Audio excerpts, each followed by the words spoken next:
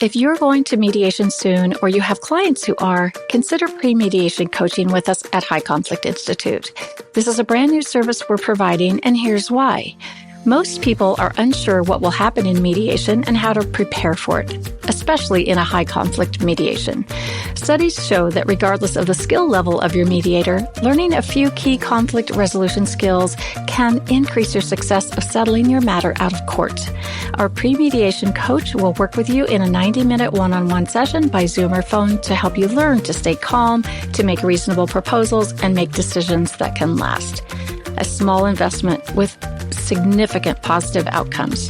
Schedule your pre-mediation coaching session on our website at the link below in the show notes, or call us at 619-800-2070. If you're a lawyer, mediator, or other professional and want more info, just ask us at highconflictinstitute.com on our contact page, or feel free to provide the coaching link directly to your clients today.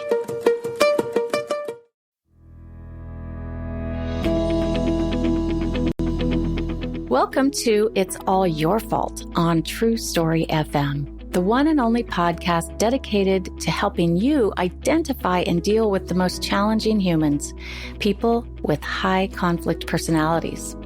I'm Megan Hunter, and I'm here with my co-host, Bill Eddy. Hi, everybody. We are the co-founders of the High Conflict Institute in San Diego, California. In today's episode, we continue our Dating Radar series, and this time we're going to focus on how to identify your own blind spots. But first, we have a few quick reminders. We'd love to hear from you. We'd love to know if you've dealt with a high conflict situation, been blamed, been a target of blame, experienced violence or abuse from someone with a high conflict personality. Or maybe you simply dread seeing that person again, but you probably have to tonight at home or tomorrow at work. So send us your questions and we might discuss them on the show. You can submit them by clicking the Submit a Question button at our website, highconflictinstitute.com/podcast, emailing us at podcast@highconflictinstitute.com, or dropping us a note on any of our socials. You can find all the show notes and links at highconflictinstitute.com/podcast as well. Make sure you subscribe, rate, and review, and please tell all your friends about us. Telling just one person that you like the show and where they can find it is the best way you can help us out and help more people learn how to address high conflict people. We appreciate this very much, and we appreciate you. And now we're going to talk about identifying your own blind spots. First, wouldn't it be great to have X-ray vision to avoid toxic relationships? And then on top of that, wouldn't it be nice to have an internal virus scan that could help you identify your own blind spots when you're looking for love, when you've swiped right and you're in that dating relationship, like, whoa, what do I do? Is this a good person or not? So the subtitle of our book, Dating Radar, is Why Your Brain Says Yes to the One Who Will Make Your Life Hell. And that combined with the cover of our book, which is a heart-shaped trap, like a bear trap, it's kind of, I suppose, a little bit disconcerting. But we did it that way because romantic relationships with HCPs really can be hell. They're tough. So the subtitle came about after years of hearing endless stories of people who said that they'd met the one, only to discover later that they were in a very, very deep, dark hole with few or no options of getting out.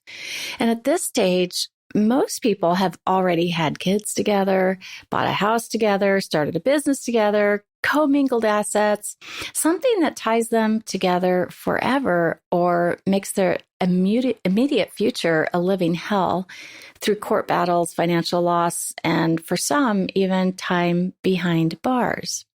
Yes, it's true.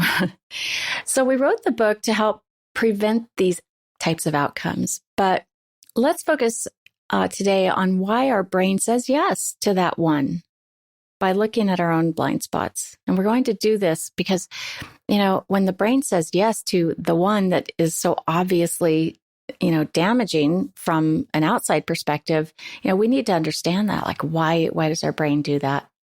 So people who end up in relationships with high conflict people aren't stupid, but they just don't see what they need to see when they need to see it. This isn't about lack of intelligence. These blind spots are really just lapses in judgment or discernment that any of us can have. But if you know you have blind spots and you know where they are, you can compensate for them just as you would before changing lanes on the freeway. So we can put most of our blind spots into 3 general categories. 1, low self-esteem. 2, loneliness or grieving. And 3, naive beliefs. So Bill, let's start with low self-esteem. Why or how is this a blind spot? Well, it's interesting, really, at all ages, because we wrote this book for all ages. Could be teenagers beginning dating, young people in their 20s, on up to people who are getting divorced in their 50s or 60s. Any period of time, life has its ups and downs. And when we have our down times, it's a question of how much do we blame ourselves? Is it bad luck or, is there something wrong with us? And a lot of us feel some of the time like, we're not worthy or there's something wrong with us or why would that person I'm attracted to go for somebody like me?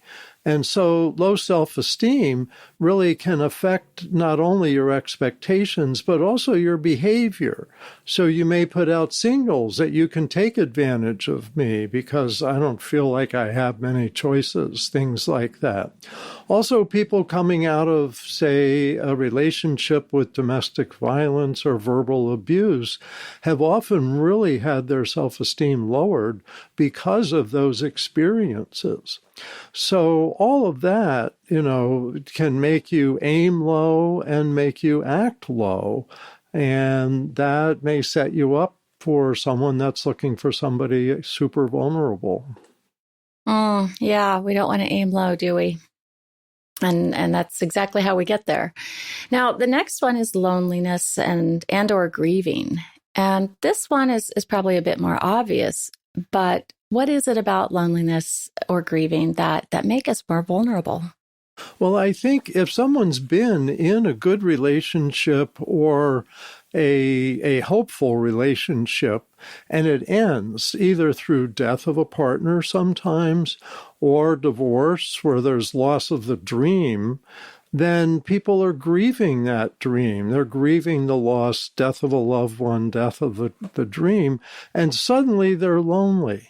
And so there's often the feeling that, I really have to have somebody to complete myself.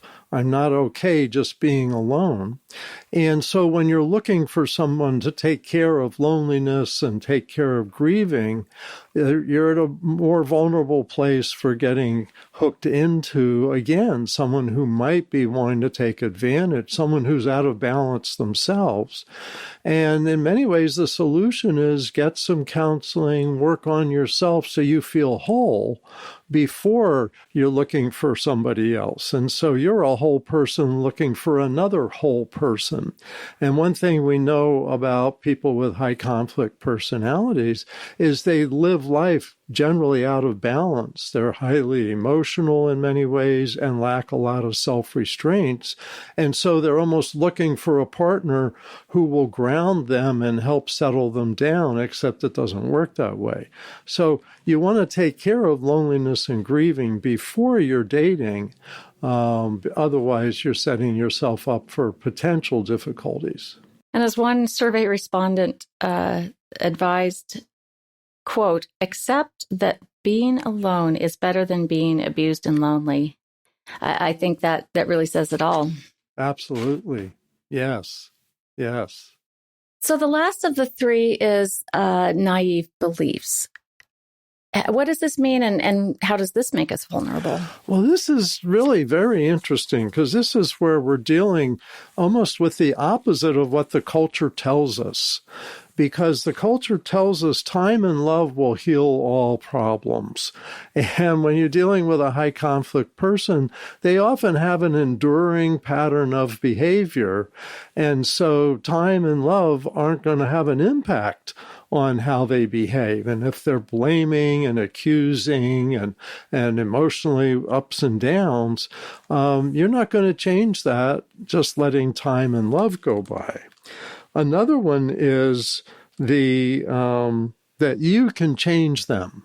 And it's interesting. I've heard for years that when men get married, that we hope the woman will never change, and that when women get married, they hope the man will change. And many men also try to change the woman, and the reality is you're not going to change the person.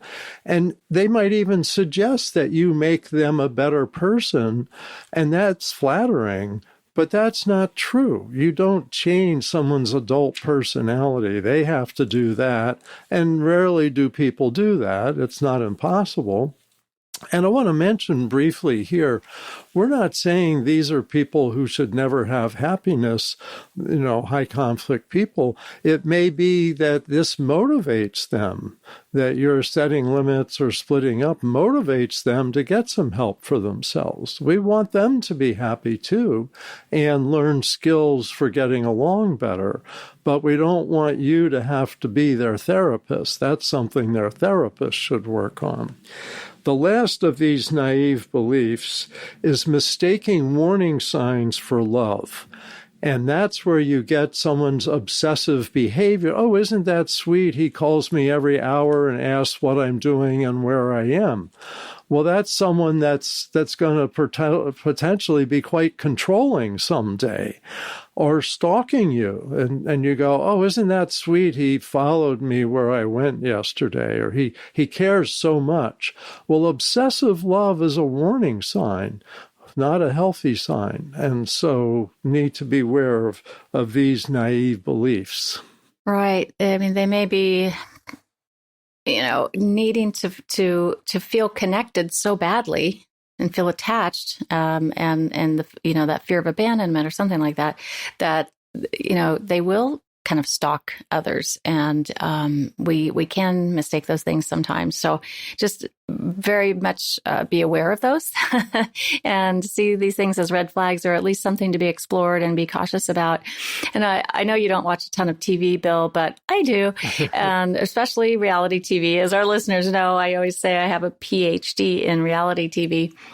But what I've seen in the relationship shows like 90 Day Fiancé and Catfish, in particular, it's, the internet and dating apps and social media have really opened the door for high conflict people to get to people who are naive, who are lonely, who are grieving, all of these, right? Because, you've got someone sitting in the middle of, a small town in middle America, and they're lonely, maybe they're divorced, and they're naive about people who, do want to take advantage of them or have any of these other characteristics, high conflict characteristics.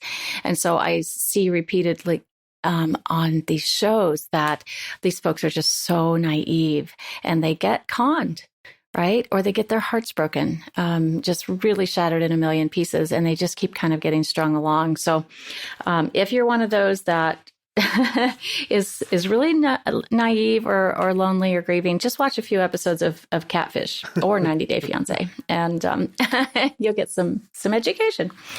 So now let's move on to mistaking warning signs for love. And I know you mentioned this a bit, Bill. But, music and movies and TV dramas teach us to regard certain dating behaviors as expressions of devotion, like the stalking. And, these same tendencies are actually harmful in the hands of some HCPs, right? Extreme behavior like that constant texting or showing up uninvited or stalking really can be misinterpreted as signs of love. But it is, a warning sign of a pattern of extreme behavior. The one thing we haven't touched on with that is jealousy. Some think of jealousy as maybe something minor and to be tolerated, but is that true? And if not, when does jealousy become a problem? Well, I think for people with high conflict personalities that they're very threatened by who else you're interested in. And they're used to being abandoned, disregarded, disrespected, all of these things. So if they get someone who's kind of willing to tolerate them, they're going to want to hold on to that person. And so what you see often is the jealousy is a piece of the power and control or coercive control that we see in domestic violence relationships, which often doesn't show up the first 5 or 6 months, but usually within a year. That's why we say wait a year. That's why I say wait a year before you make the big commitment to getting married, having a child, buying a house. But it's a pattern that usually will reveal itself eventually. And hints of that, like you get a cringe feeling, is something to pay attention to, because this is so common with high conflict people that they don't want to lose someone who's willing to tolerate their behavior. And it can be very passionate and seem like, oh, he's so jealous. I talked to a man or a woman at lunchtime at the office. Isn't that sweet? Well, healthy relationships aren't threatened by you having lunch with somebody at the office unless you're putting out hints that you're wanting to change relationships. But otherwise, routine, normal behavior, if they're jealous of that, they're going to try to isolate you. And that's another aspect of these controlling relationships. So jealousy is a warning sign. I was thinking while you were talking about some of the situations we've heard about from clients and customers of jealousy, and some of them are so extreme. And for example, being jealous of their partner's pet. It's really kind of fascinating to see, but they're just they feel either disrespected or abandoned, even when their partner seems to pay attention to the pet. It also could be the cell phone, substitute, fill in the blank. It could be a relationship with your parents, with your siblings, with a friend. So you really have to pay attention to these things and realize that the person, they're not a bad person because they feel this way, but they may not be the person for you because they're not ready. They're not ready to be in a relationship. Now, in our survey, we found that the majority of respondents believed that even if they saw red flags in the relationship, they thought the person would change with time.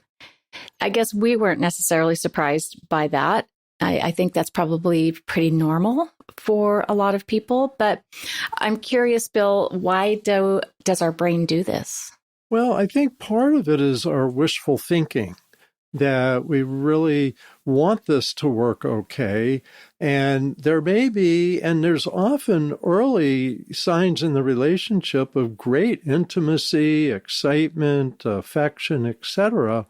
But then you get the negative parts and you think, well, with time, the positive parts will win out. So, we'll just hope that this other problem goes away.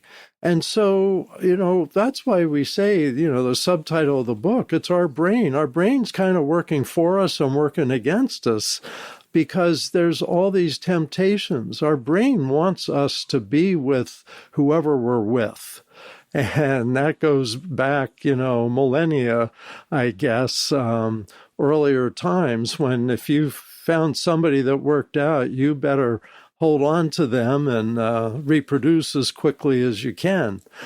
So I think in a way our brains are programmed to get along even when there's setbacks. And I might mention, this is a good place to mention, that the chemicals in the brain want us to be with the people we're around. Like dopamine is one that gets us excited, especially interested in sex and drives us to have sex.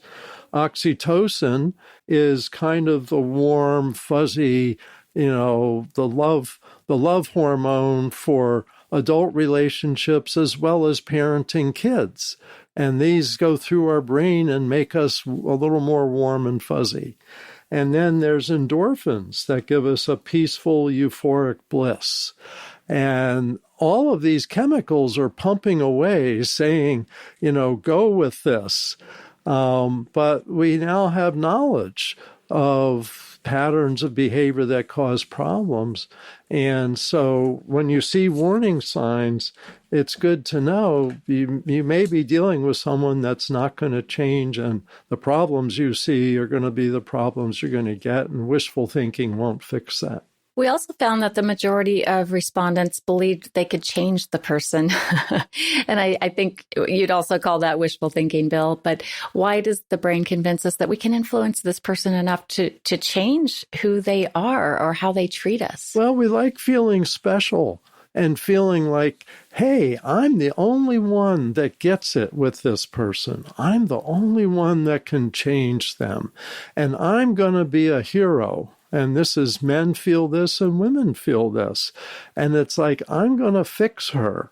And in fact, I think of one of the quotes, person says, I came to the realization that having grown up in an alcoholic family, I had a codependent personality and I was going to fix her. And I just think that's so classic, especially if you've been in the role of being a fixer for the family or people at work. It's a tempting role.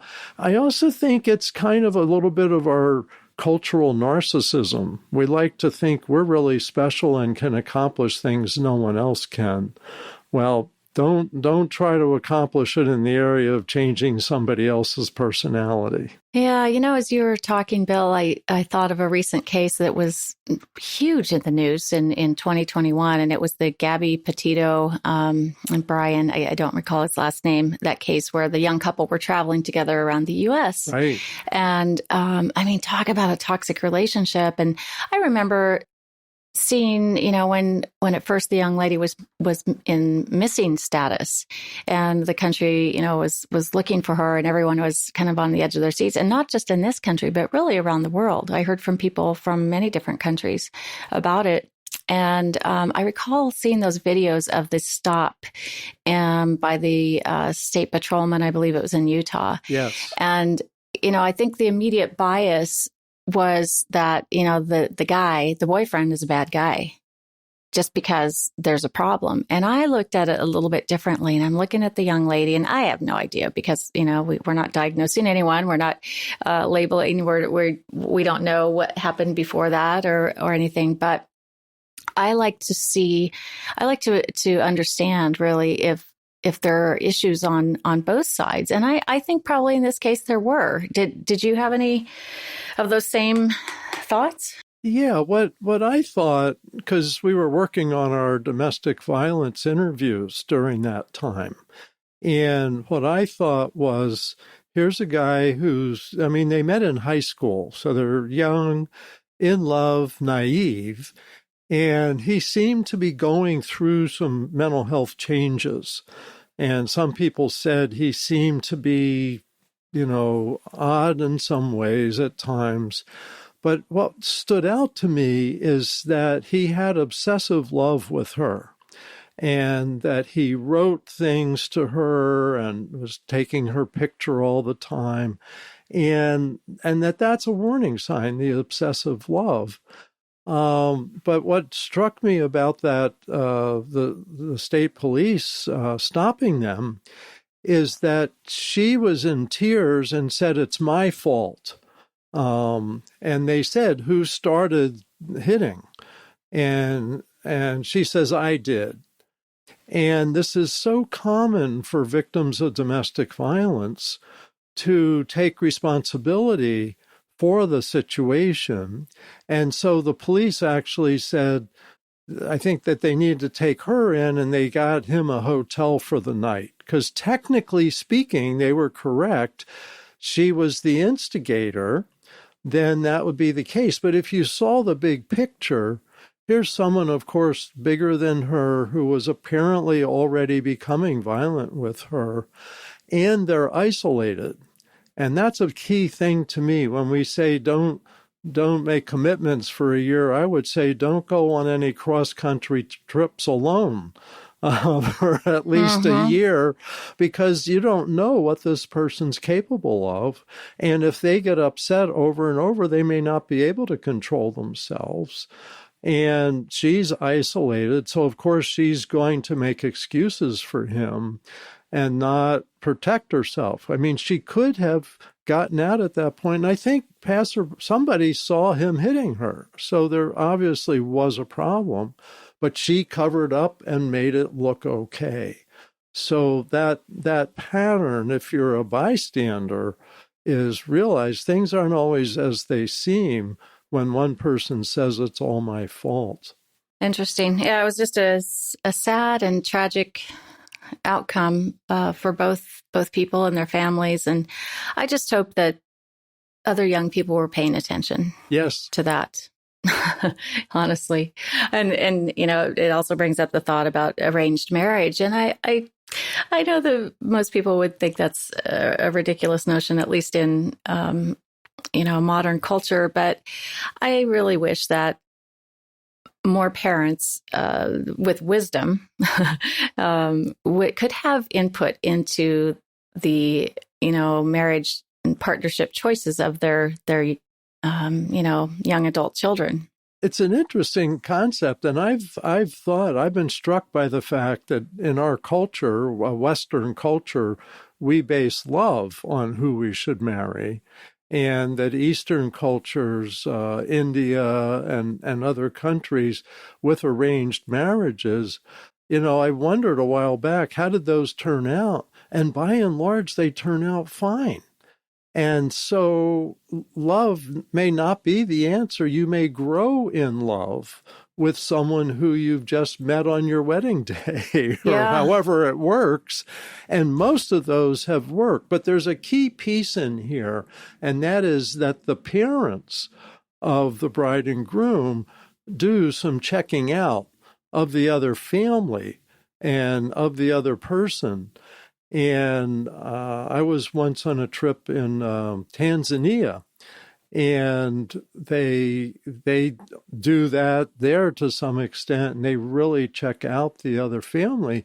And with high conflict people, they have a reputation in their family, but today, in the United States and other Western countries, you often don't know the family, don't know the history, and you're marrying based on chemicals and love, and may be totally caught and blindsided. So I think arranged marriages certainly aren't having a worse success rate, and they may have a better success rate. Yeah, and part of it could be, expectations as well, kind of your mindset. If you're from a culture with arranged marriage, you just know that this is how it is. And so you don't have this expectation perhaps of the, falling madly in love and the wedding and the ring and all the things that we in Western cultures have as our highest value in many cases. So, maybe there's an in-between, but because we don't have that in-between, that's why we wrote this book, Dating Radar. Now let's kind of put it all together. And, these 3 episodes, we've just barely scratched the surface about, the dangers of high conflict relationships. But we've talked about warning signs, also the ways they can jam your radar, and then where your own blind spots might be. So, Bill, what are your last suggestions for kind of putting it all together? Well, maybe more of a summary here is think about noticing warning signs of high conflict personalities. And these aren't bad people, evil people. These are people who may be quite successful. These can be actors and actresses. These can be company heads. These can be truck drivers, plumbers, anybody.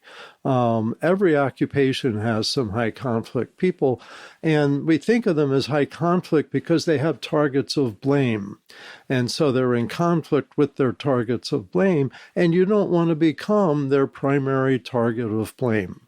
And so in order to watch out for that, we talked about patterns of behavior, narcissists with extreme self-centeredness, antisocials who lie about where they are and where they're going, people with borderline personality types, maybe very controlling, fearful of abandonment, so that there's more clinging, and that gets quite uncomfortable, and sometimes turns into domestic violence in order to have coercive control over their partner. And then histrionic, dramatic personalities, paranoid personalities, always suspicious of what you're up to. So that's the personality. Get familiar with some patterns because they're so predictable. Those are the same patterns worldwide. And like I said, we're not out to make their lives miserable, but we don't want your life to be miserable. We'd rather them learn and change. And the second thing, then, that we've really emphasized is how they jam your radar. And this was the charm. All of these could be an okay relationship, but they're warning signs to check out. And the survey, and we had over 600 people, I think you said, Megan, that responded to that. Oh, and by the way, can they still respond to the survey? Yes, they can. And the link's in the show notes. Great. Okay. dating-radar.com. So charm, they also reported this fake compatibility. And I think there was another phrase that you used with this in here, Megan. But anyway, I think of it as fake compatibility because they pretend that they're interested in what you're interested in. And this is much more common than we realized. Then the overt sex and sensuality, and they're often in a hurry and people feel uncomfortable. It's like, I don't want to have sex yet, but I don't want to lose this nice person. Well, you should be yourself. And if you're not comfortable, that should be an important part of decision making. Don't just try to please the other person. And protectiveness. That they're gonna be your hero. They're gonna take care of you, and that could be a man or a woman who says, "Oh, I'll fix all your problems. I'll take care of you. I'll do this and that for you. I'll protect you." Yeah, and so the knight in shining armor often turns out to be someone that has to be taken care of. So, and has various problems. And tiptoed around. Yes. So this is what jams your radar. And of course, you want to have a healthy skepticism. Take your time, watch for extremes for these. And I think one feedback we got on the survey I loved was a person said, don't look for a 10. On a scale of 1 to 10, look for a 7 or an 8, because the 10s probably aren't true. They're too good to be true. They look too good. So get somebody who's real, has some imperfections, some blemishes, who's a 7 or an 8 on that scale of 1 to 10. Then your blind spots, and that's what we've talked about today: low self-esteem, loneliness and grieving. Become a whole person before you go back into the dating world so that you're not vulnerable to people that are out of balance themselves.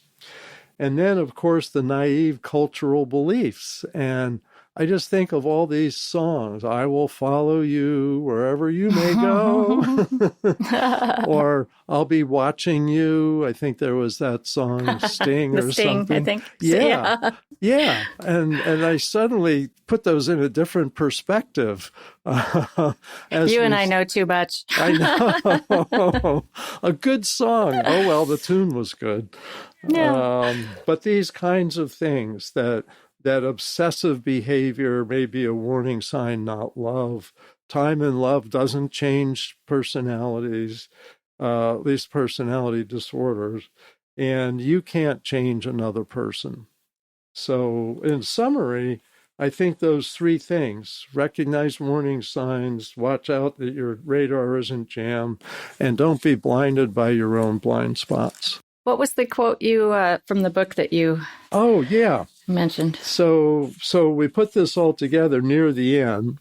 So we talk about these characteristics. Then we said, add some naive beliefs about people changing their extremely bad behavior. Add sex if you haven't already. Add the alleviation of loneliness and grieving. It feels even more right. And now you have the trifecta of a perfect relationship nirvana, a recipe for happily ever after.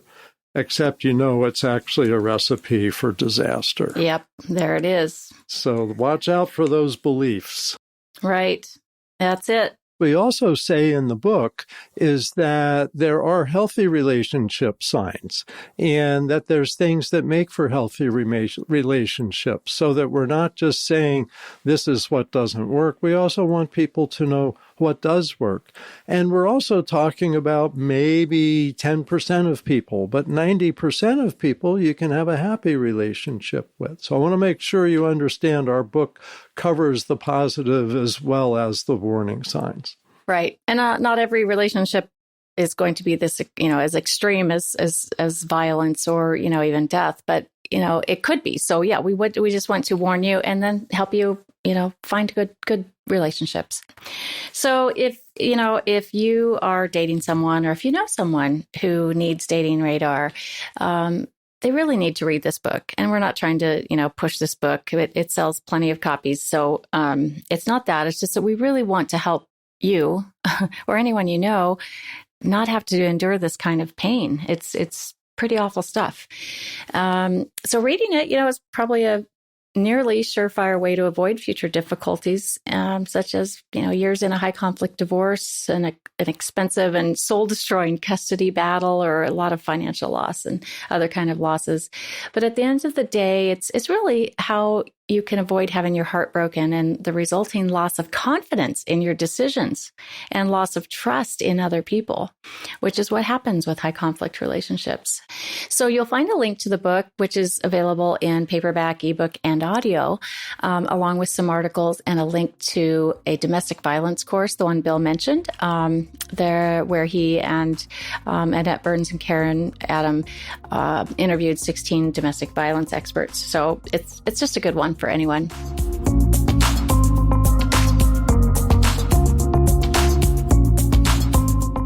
So listen in next week when we wrap up the Dating Radar series, where we'll be taking listener questions about Dating Radar. And you can send those questions to podcast@highconflictinstitute.com or submit them to highconflictinstitute.com/podcast. Tell your friends about us, please. And we'd be very grateful if you'd leave a review wherever you listen to our podcast. Until next episode, have a great week and keep learning about high conflict behavior so you can avoid it in your life. It's All Your Fault is a production of True Story FM. Engineering by Andy Nelson. Music by Wolf Samuels, John Coggins, and Ziv Moran. Find the show notes, and transcripts at truestory.fm or highconflictinstitute.com/podcast. If your podcast app allows ratings and reviews, please consider doing that for our show.